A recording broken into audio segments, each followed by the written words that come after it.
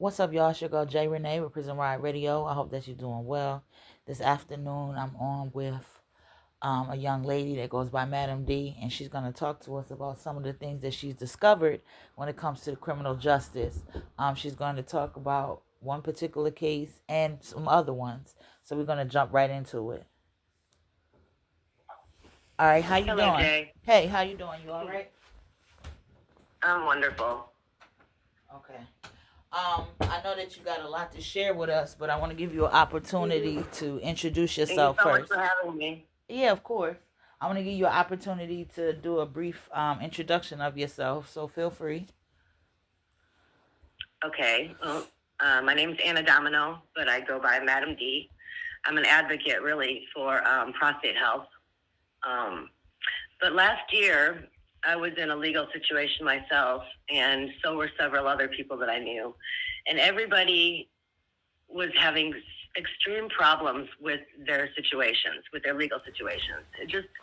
Things just weren't right anywhere. So I ended up taking 8 months and I learned criminal law. And to the best of my ability to be able to write motions and understand what's happening and really get the whole picture of how this thing flows. And it turns out I'm good at it. So I have a son who's in Hamilton County, Tennessee right now, and things are very askew with his case. Okay. But there's somebody that he's been incarcerated with by the name of Danielle Holland. And I've been following his case for about 3 years now, alongside with my son. And Danielle went to trial in May and he lost. And he was sentenced and convicted to 3 life sentences plus 40, plus 20, plus 10. So just crazy. So, and having followed him and kind of understood his story, I knew he was not guilty. And when this judgment came down, I couldn't stand by anymore, and I ended up becoming his ghostwriter. So Danielle was already very on top of what's happening with the law and how this process works as well. He educated himself, which is, if you're sitting in prison and if you're sitting in jail, you've got nothing better to do. Pick up the law books, because in there is your freedom, no doubt. So Danielle had already had even more experience than I've had with things. So when I took on the case, it was quite a partnership that we developed. But he ended up being able to go pro se after his trial and after he lost. The courts allowed him to go pro se, which means he can defend himself. At that point, that's when we began to flood the courts with motions to suppress evidence, motions for discovery, every kind of motion, prosecute misconduct, everything there was. I think we filed 36 motions in total. Well, the court got these motions and they flipped out, okay? And immediately they secretly put another attorney in place. And then a month later, they secretly put another attorney in place. So they would take away his pro se rights. And what they did by this was then they were able to funnel all the motions through them. So the motions did not get turned in. The motions were not ruled upon. They were hidden. Wow. So this was hidden from Danielle. He never knew, and he still doesn't know. He's in the hole right now in prison, and I'm concerned about that. Why? Because all this is just coming out, and now he's in the hole. But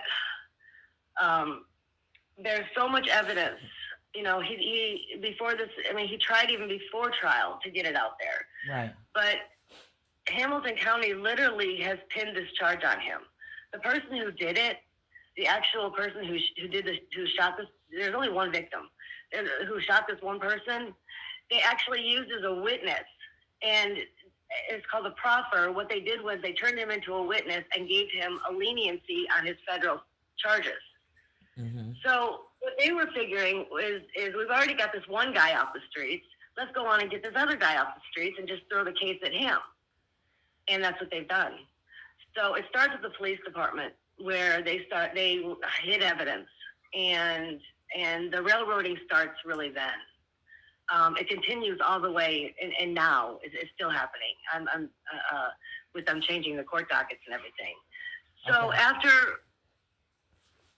so Danielle he ended up getting uh, shipped off to Bledsoe County. So I think that's where they kind of see it, where they go. And since he's been there over the last 4 or 5 days, I have now pulled out that rule docket. And this is what everybody needs to go and look at. This is your golden rail. This is your Bible to your court case, is your rule docket. In that rule docket says everything. It says everything that's been filed. Okay, so what happened was I started analyzing this rule docket. I put it into ChatGPT and I told it to analyze it and find the problems, and it did. Okay. ChatGPT can find things that people can't.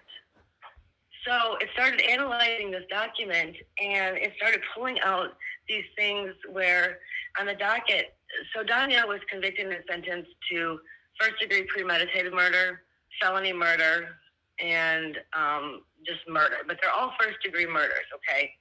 On this rule docket, we're now showing second-degree murder, okay? Where they're saying that the jury went for deliberation on a first-degree murder and they came back and gave him second-degree, which is completely illegal and doesn't even make sense. A jury, all they're to do is take that, whatever the charge is, and say yes or no. They're not here to say, well, it's not that, but it's something else. Okay, that's not their job. They're literally hiding and they're scrambling now. The courts are scrambling because they're seeing that we're finding all this. So they're scrambling now to hide documents, to change dates, to change charges. But the thing about it is the rule docket tracks everything. So even though they did change his sentence and they took the second murder and they hit it into the third murder, they merged them. So, I mean, they're really, because all this is double jeopardy. Wow. At the finest. So, but I forgot what I was saying. I know you said so much. Wow. Like, you know what I mean? I know that it you just goes said, on and on. It's on and on. And then I ended up putting my son's case in this thing too, and I found the exact same thing. And then I had a third case file, and I did the same thing. This is not only with one case. I'm seeing it with all these cases.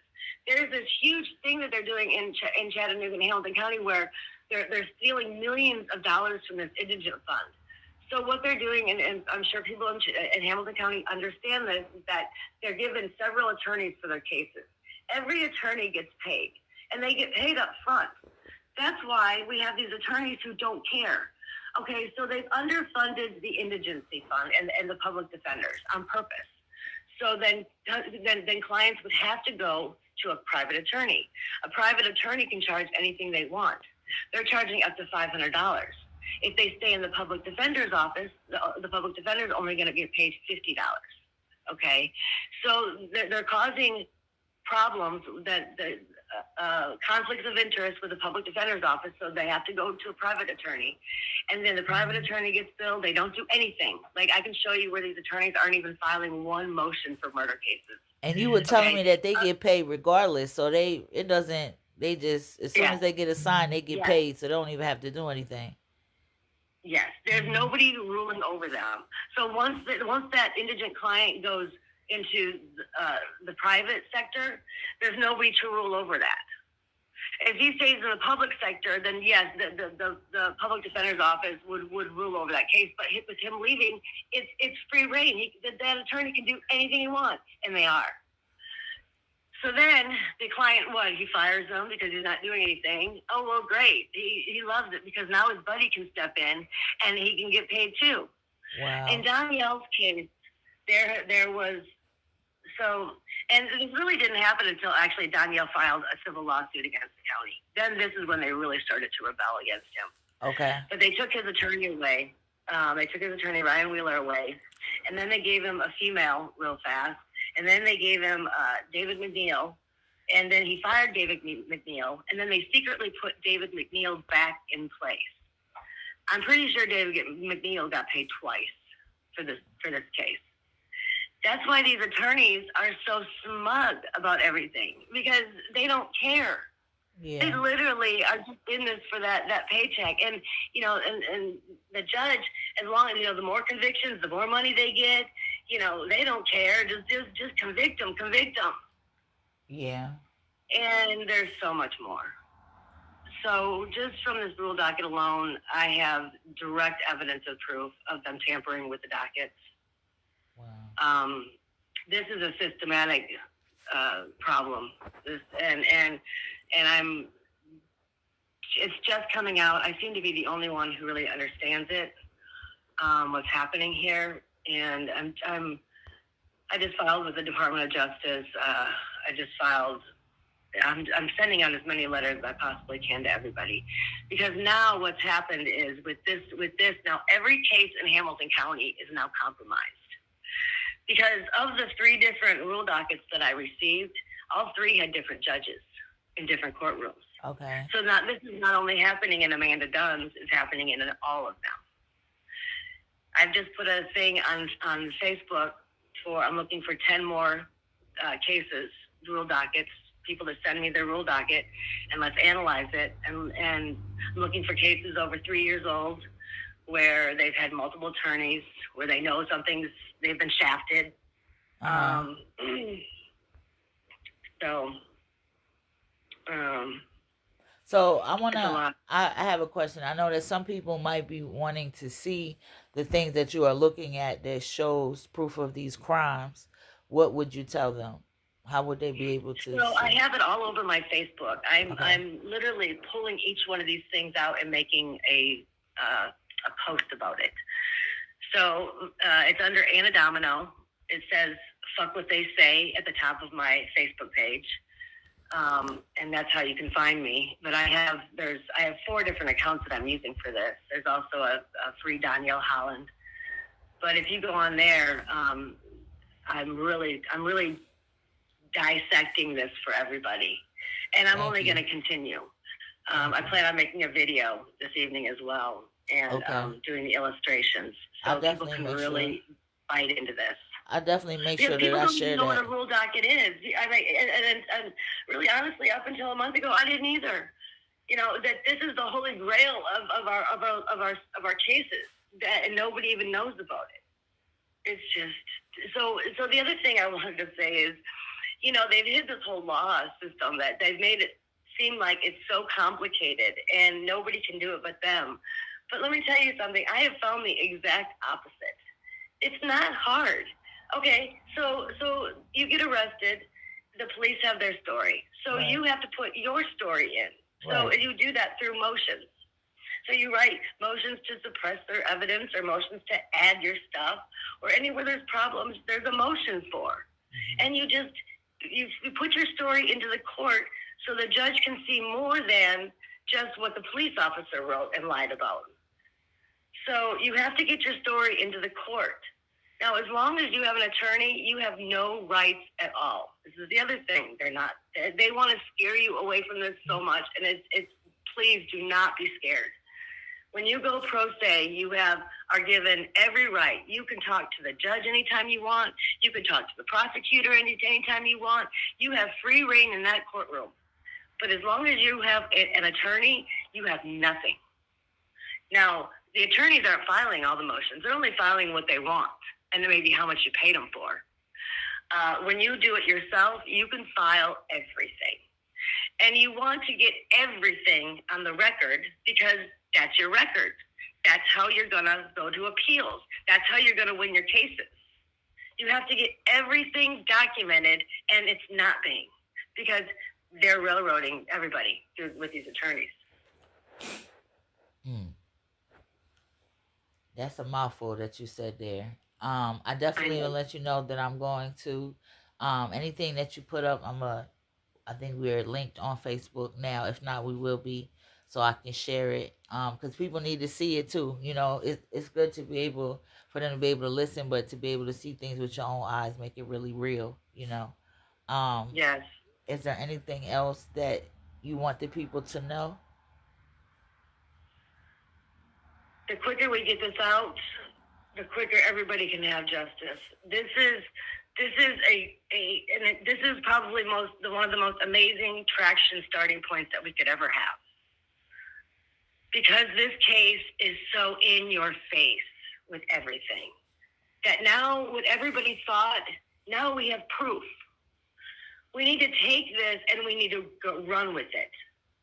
Everybody can do what I did. Anybody can put a case into ChatGPT, your rule docket, tell them to analyze it, build you a defense. It will write your motions for you. It will write your affidavits. It will tell you exactly what to do. You know, we are no longer victims anymore now that this AI has come out. And I'm going to tell you something. I use my AI as a weapon. It has completely put me in connection with the entire world, for one. And if there's a problem, I have the ammunition. Like, it extends you and your brain so much further than you could ever imagine. And this is going to be our game changer. Anybody can do this. We don't have to be victims anymore.